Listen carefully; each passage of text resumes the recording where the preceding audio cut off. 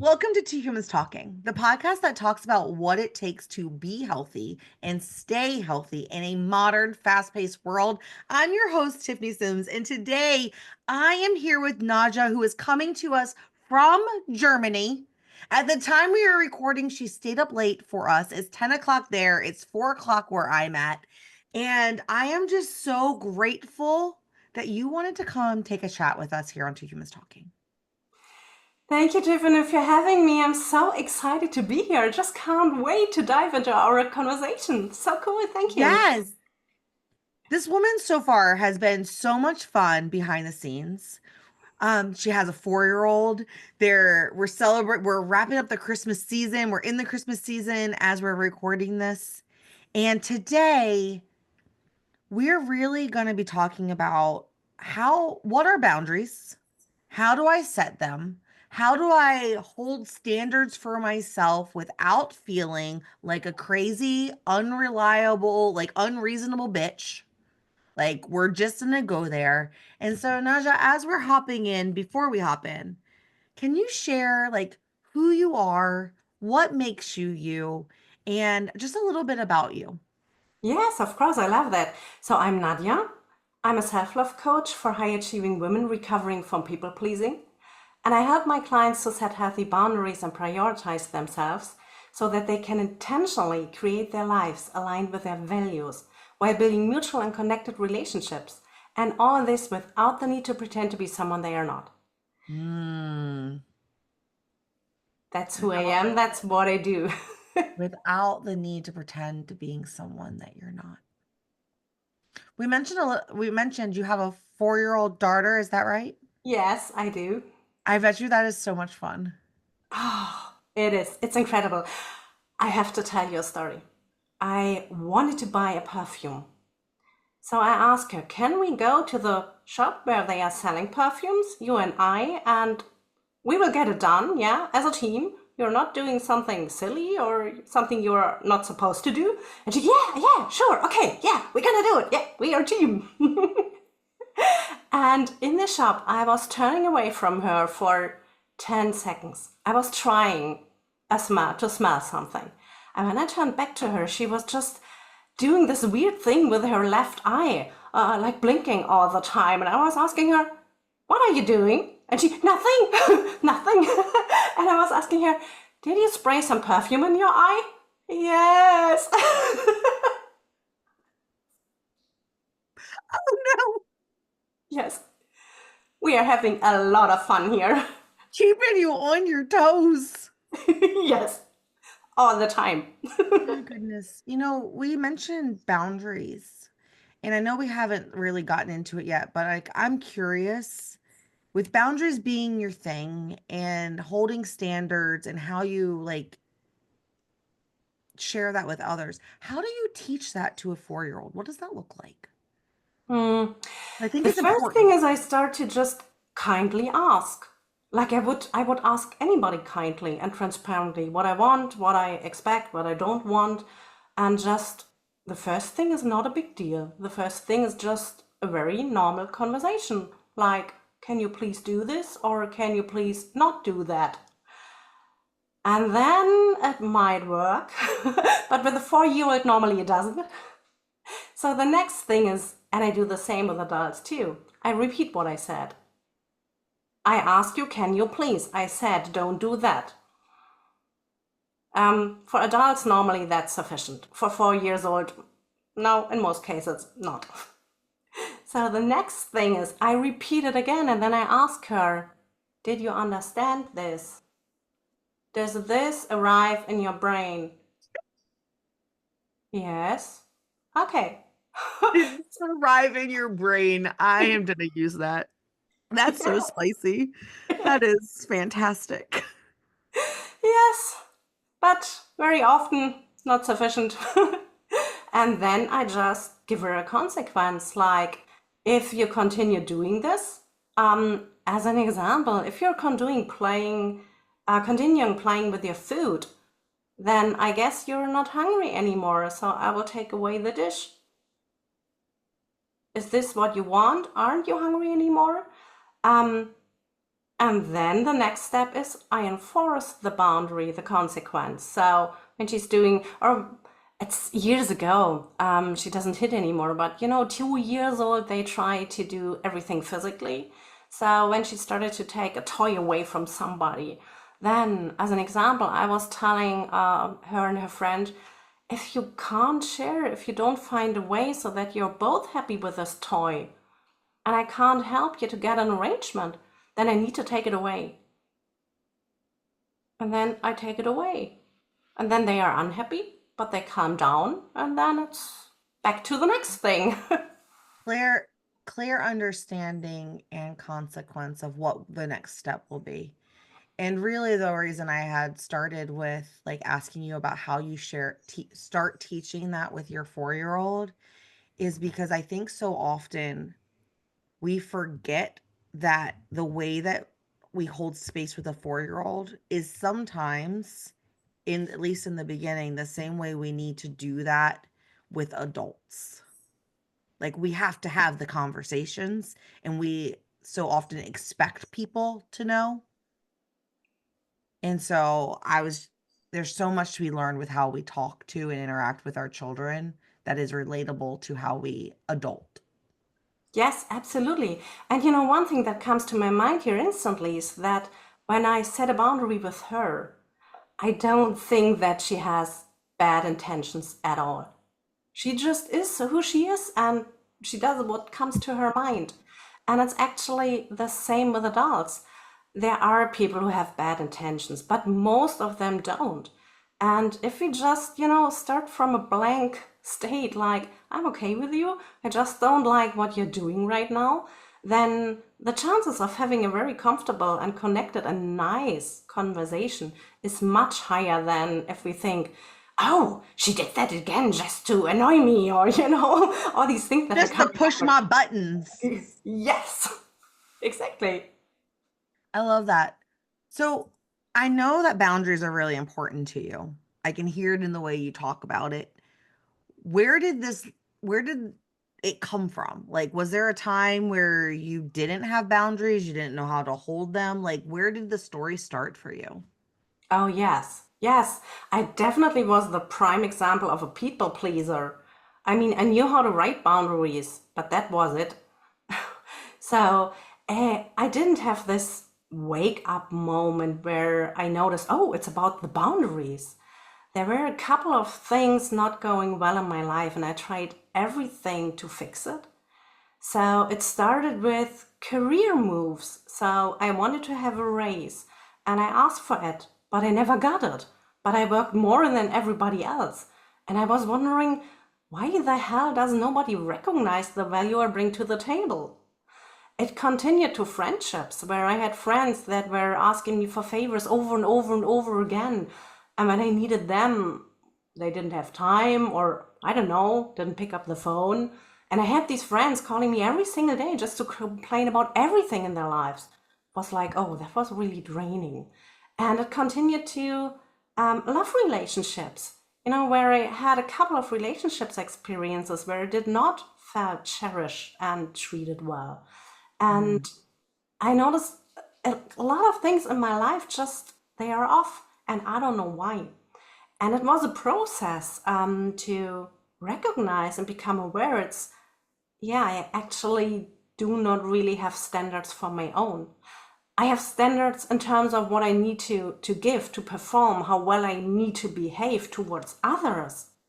But I don't have standards what I should definitely not tolerate. I have wishes. And if they are not fulfilled, then okay, so it may be. But that's the difference to having a standard. If I have a standard and you don't respect this, I will speak up for myself and I will set a boundary and I will make you aware of it. If it's just the wish, like, oh, I wish people would be kinder to me. Oh, they're not. Okay, just bad luck. There's a huge difference here. I so I just this morning, I made a post on Facebook, and it was, I think our society has forgotten the difference between grace and standards, and that we can have grace for ourselves when we fall short. Can have grace for others when they fall short. But having grace doesn't mean that we need to lower the standard. Like, no, the standard needs to stay. And sometimes we need to raise the standard to achieve it. And it doesn't mean that it's toxic and it doesn't mean that you're burning out and doesn't mean that you're doing the most. It's like I love myself enough to know where my line in the sands are. And I can love myself enough to know when I was trying and like I missed it. You know what I mean? And I need to just try again. Yeah, but that's life, this I missed it and I try again. I mean, that's just normal.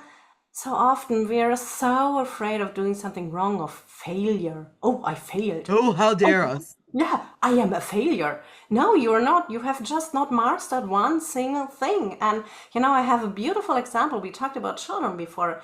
But most people don't know that a child, before it's able to take its first right step, it falls down 1,000 times at least. And honestly, would you try something 999 times over and over again when you didn't get it right? Right, but the thing about kids though is that they have a whole community around them cheering them on, encouraging them to try again. And something happens as we're growing older when it's like you should know better, that was unacceptable, like you didn't try hard enough. And all of a sudden we stop failing publicly and we feel like we have to hide and be shameful and like maybe we're not enough to deserve other people's respect and love and care and have standards for ourselves as well as the standards of the people we want to be surrounded by. Yes, absolutely. I've noticed exactly the same. And it's not only about feeling shame, but it's, when you have a community of others and a community of other women around you who are showing grace towards you, then I feel loved, I feel seen, I feel heard, I feel valued as a human being.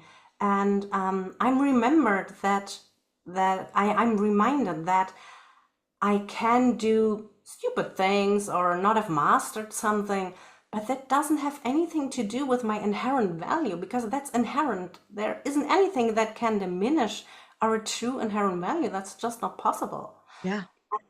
What you said, so much yes to this because I think we rarely think deeply about with who we want to be connected and with whom we don't. It's just be friendly, be a kind person, be nice, don't be a mean bitch. And, it pops up a lot in love relationships that when women say, yeah, but I love him. You know what, girl? You can love him and still decide to love him from afar. Girl, say it again because being kind is not the same as accepting poor behavior. Yes! You can be kind and let people be who they are, but that doesn't mean they have access to you. Exactly. And I always say, I still want to see you eat at a big table, but not at my table. Mm. hmm Something a boundary I didn't realize that I have for myself until we're talking about it right now. We were talking about like standards and grace and like the interactions and people we allow to come to our table. I didn't realize that one of my boundaries is that I don't. Oh, thank you, Zoom, for all the thumbs up. I appreciate you carrying on. I do not accept like people who are rude to me when I'm trying something and it's not working. And I also don't accept people who tell me that it's when I missed the mark. Oh, it's okay. The goal was too big. Like you'll do better next time, blah, blah, blah. Like there's a difference. I just realized this. There's a difference between having grace and showing compassion for someone who like missed the mark and actively enabling someone to lower their standards to make it okay. And I just realized that that is one of my boundaries in friendship is that like I need you to love me wholeheartedly and be here to support me, but do not lower my standards for me to make my failures okay. Like I'm okay with falling. Hold me, help me stand back up, but don't try to lower my standards so that I made it. Like that Yes, doesn't work for me. absolutely. And you know, what is also happening then is that people who are reacting like this, they're diminishing your light. The goal Hmm. was too big. Oh, you are not made for such a big goal, by the way. I don't dare to tell you directly, but that's what is written in between the lines. And if you're a good friend, I want to see you accomplish things that we have never ever thought possible before. Yes, I want you to win. Yes, and win big. Yes. And as your friend, my job isn't to try to help you lower the bar for your goals and your standards. My job is to help hold space and help you process what worked, what didn't, how are you going to do it next time? Is this the right goal for us to be chasing? Or was there a step before this that we missed? Like, if you got there and it was empty and it didn't feel the way, and you didn't feel the way we thought you were going to feel when you got there, like, my job then is to hold space for you to process, well, why did you think that was so important? Not to belittle you, but to help you make sure that you're chasing the things that are actually important to you, not because they were important to someone else or because you thought they were going to get you a thing, right? And that, until this conversation, I didn't realize that those are also boundaries. Yes, yes, they are. Absolutely. Because usually we think about boundaries as the like, you can't talk to me like that. I'm not accepting this. Like those punitive, the way you talk to toddlers type things. Mhm. But no, like the standards you hold for yourself and other people and how we interact, those are boundaries too. Yes, they are. And I always Oh, say I'm that fired up. boundaries protect resources. So a Mm. resource can be your time, your energy, and I add your mood. Because if I interact with people who are always draining me and I'm in a bad, sad, low mood afterwards, that has cost me something, right? Yeah. And sometimes it's money, it can be space, and it can also be dreams. If I convince you to dream less big, I'm robbing you off of your dreams. And as a friend, I'm here to remind you, girl, seriously, you're meant for big things. You can do so much better than you think you can. So don't you dare to dim your light. Just take your time, be sad, be angry, Yes. be disappointed, and then take the lesson. And now where are we going? Yes, exactly. Like, oh, it's so good. When you think about like boundaries, I'll share mine, but I want to hear yours first. Um, what's the one thing that you thought? What did you think a boundary was, and what did you learn setting boundaries really meant? Because I feel Hmm. like we all have that transition from people pleasing to boundary setting, and like there's like that messy middle where we get it all wrong. Yes, absolutely. I love this question. I needed to think about it. But the boundaries I learned were, oh, this person is really bad, mean, whatever. I no longer want to have contact at all with them. So that's a boundary. I just keep you out of my life without any explanation, without any reconciliation, without any communication. That were the boundaries I knew when I was younger. And what I've learned and know by now is that this is not a boundary. This is actually, yeah, quite unhealthy behavior, not with bad intentions, but out of if I do this, then I just don't know how to handle this situation. So then my feelings have been hurt and I don't know how to communicate this vulnerably. I don't know how to set a boundary. I don't know how to repair a relationship when I have been disappointed with the behavior the other person has shown. Mm. What is yours? Tell me. The thing that I learned, so I also when you go from people pleasing to finding your voice, the pendulum swings real hard the other way until you find the middle, right? And sometimes you're like, I don't really like you wake up one day and you're like, who is this woman? Like she is actually a bitch. Like there's no give, there's no anything. It's so rigid because you're trying to protect yourself, right? I used to think that boundaries meant it was my job to force you to respect them, to word vomit my boundary at you, to enforce it, right? And that it was your job to hear my boundary and respect it. And so I spent a lot of time almost like I was talking to a kid, when they're not cleaning their room, they're not picking up their crayons, they're coloring on the walls. And so I was treating adults the same way. And it's like, actually, the reason the way you set boundaries with kids and you over explain yourself over and over is because they're learning how to be humans. They need the repetition, they need the understanding, they need to be reminded of what the consequences of those actions are and why it's not a good idea or why it's hurtful. Well, when you become an adult, you're cognizant when someone asks you something and says, "Hey, like when you speak to me like that, or when you do that, it upsets, like it really hurts my feelings, or I really don't care for that. Could you stop?"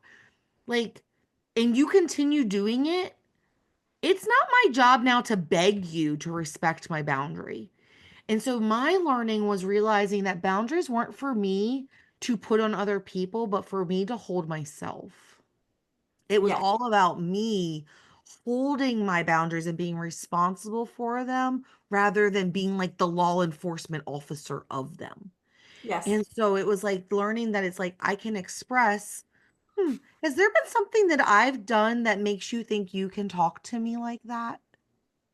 That's expressing a boundary in a very curious, kind, but in your face way of being like, ain't happening. But like after we've had that conversation, if you still talk to me like that, we don't need a conversation. My job now is to remove myself from the situation, not fight with you over it. And that was the biggest lesson.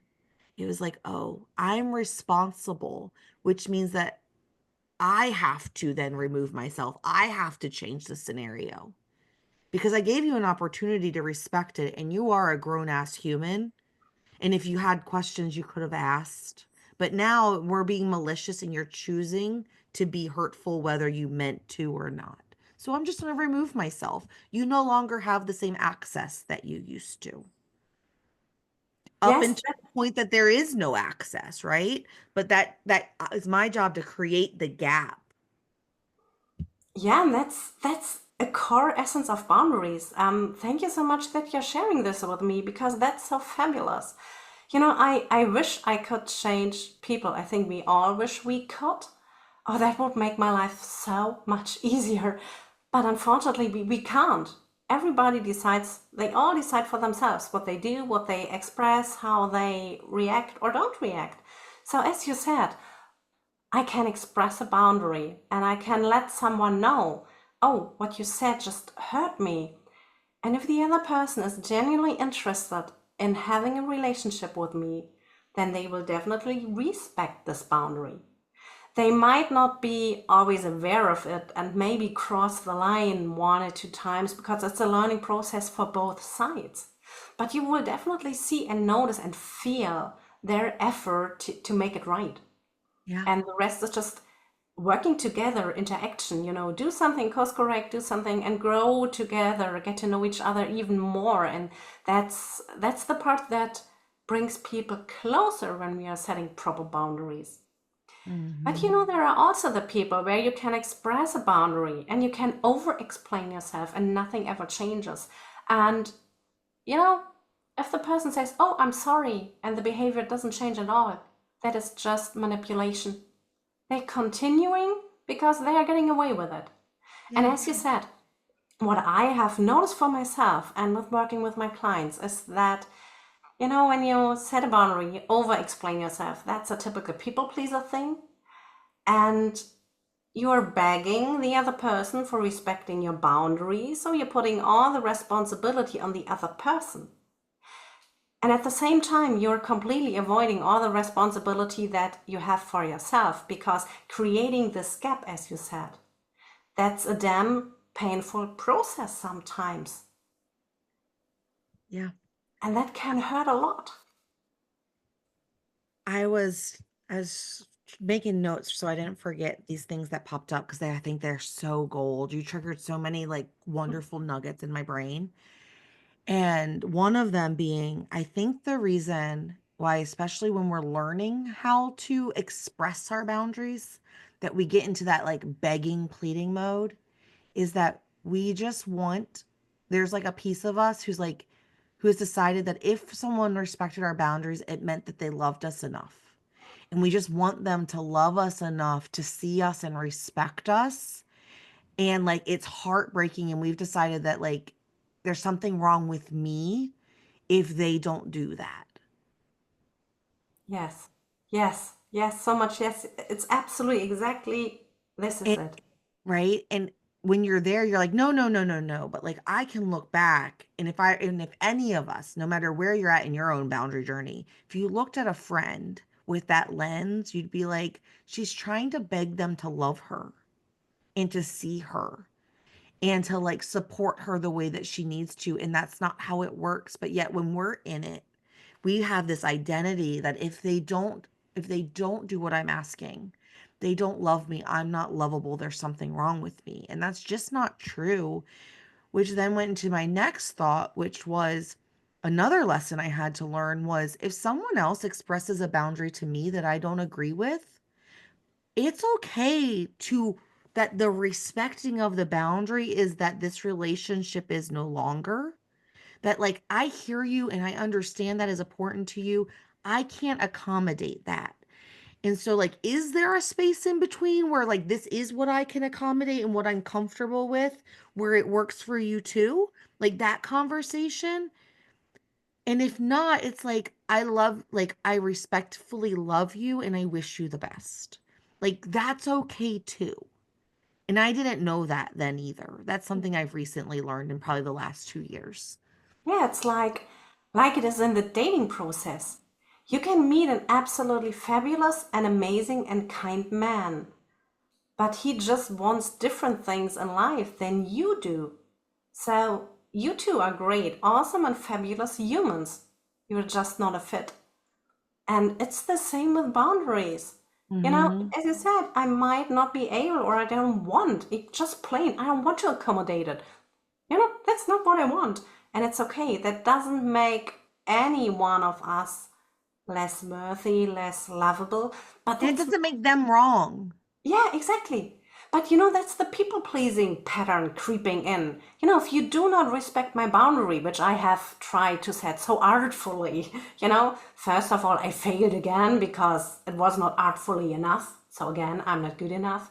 And the next thing is, oh yeah, she doesn't respect my boundary. She doesn't love me enough.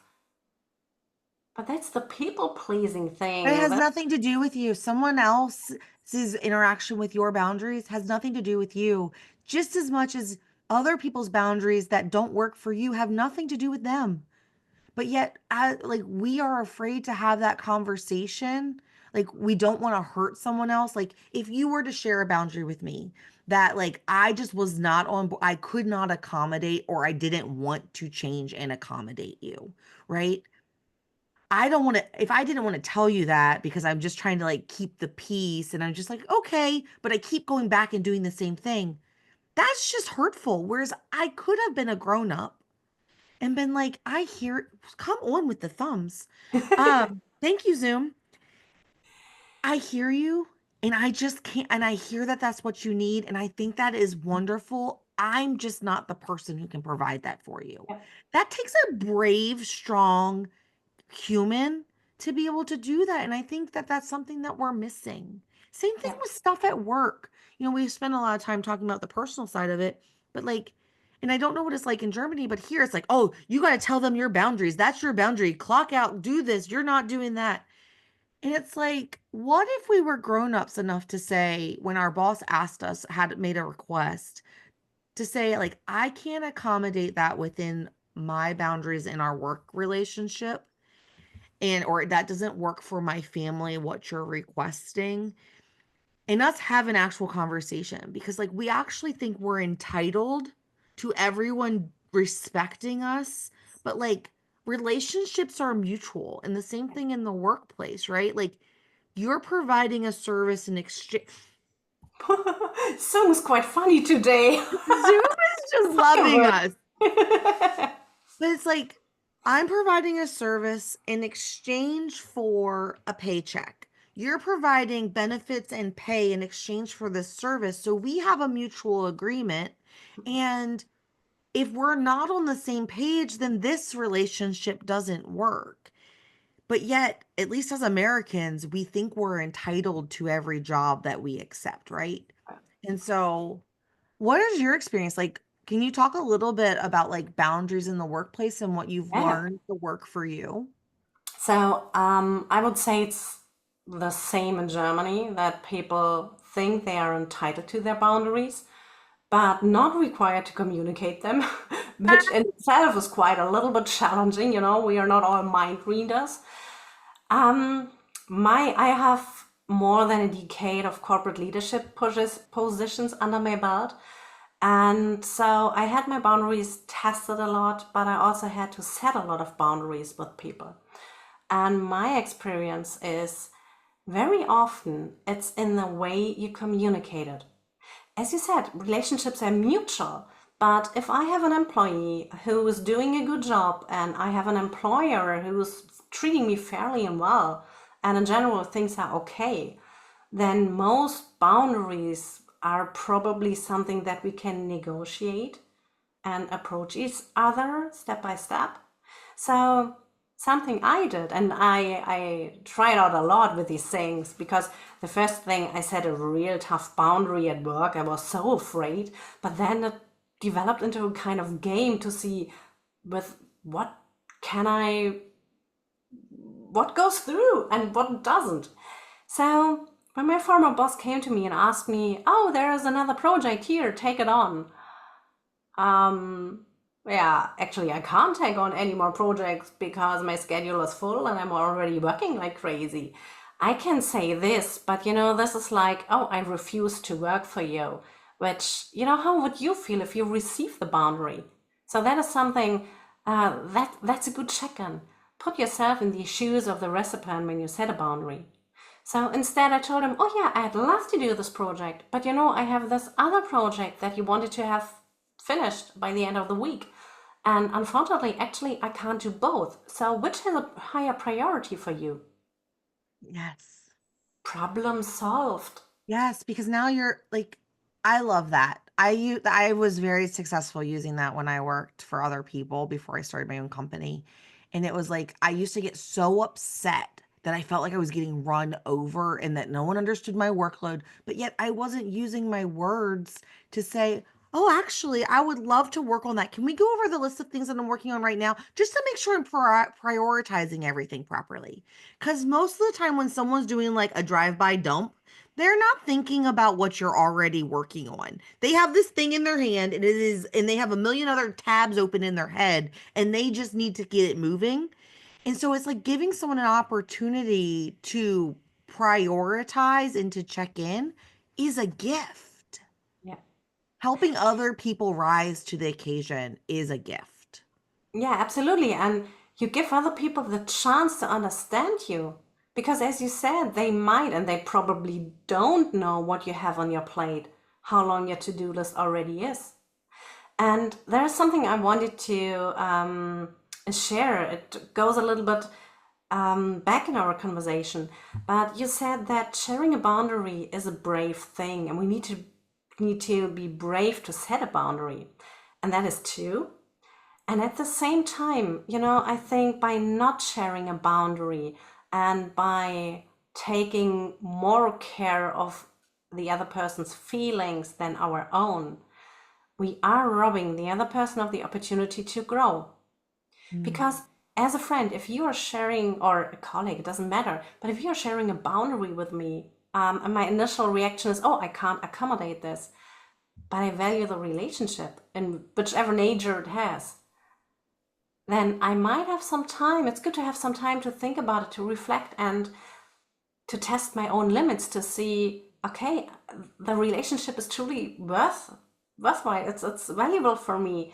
So maybe I can stretch myself a little bit, and maybe you can stretch yourself. So, but that puts me in a position where I need to grow and to rise up, to extend myself. This is going to be spicy. But I truly believe that when we don't speak up in a way where other people can receive what we're trying to share, like I'm not talking word vomit, explosive diarrhea of the mouth, angry bitch because you've lost your mind and you snapped.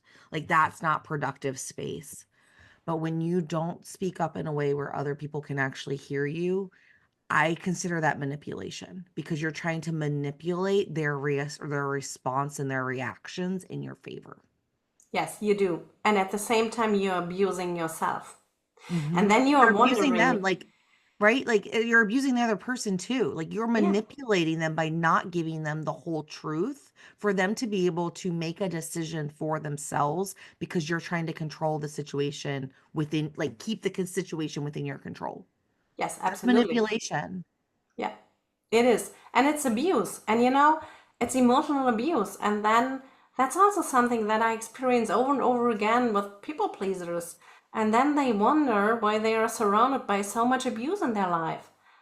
But we first need to stop to abuse ourselves because, telling myself, oh, I just don't care that much. It's okay. I mean, I would love to. That's abusing myself because I'm not taking myself seriously. So, how can I expect other people to respect me and my boundaries if I don't do it for myself? Yeah. And then we're internally resenting everyone else because they should just know.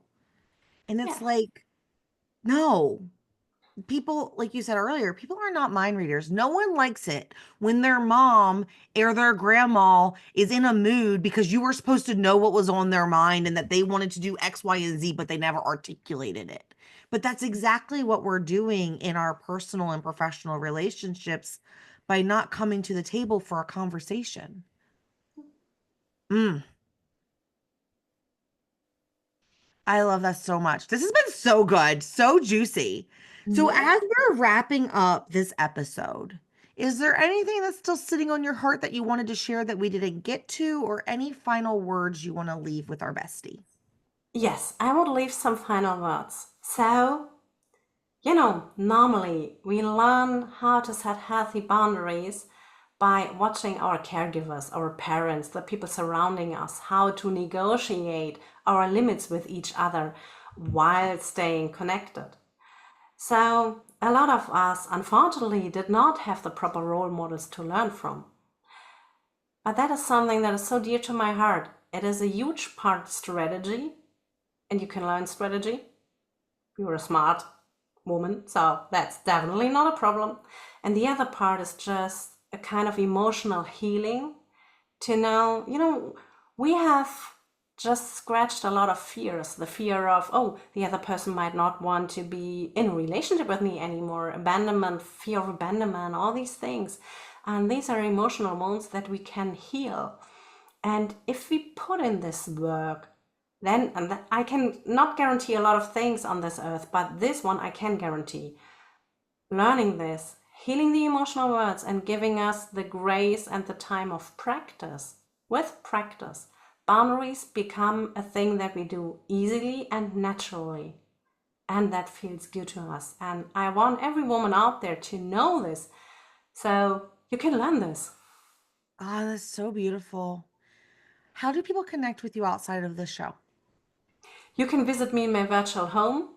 It's nadjahagen.com. And if you want me to guide you through the boundary setting process so that you know exactly when to set a boundary and how to communicate it, and also to make sure it's being respected, you can grab my free 8 Steps to Healthy Boundaries checklist.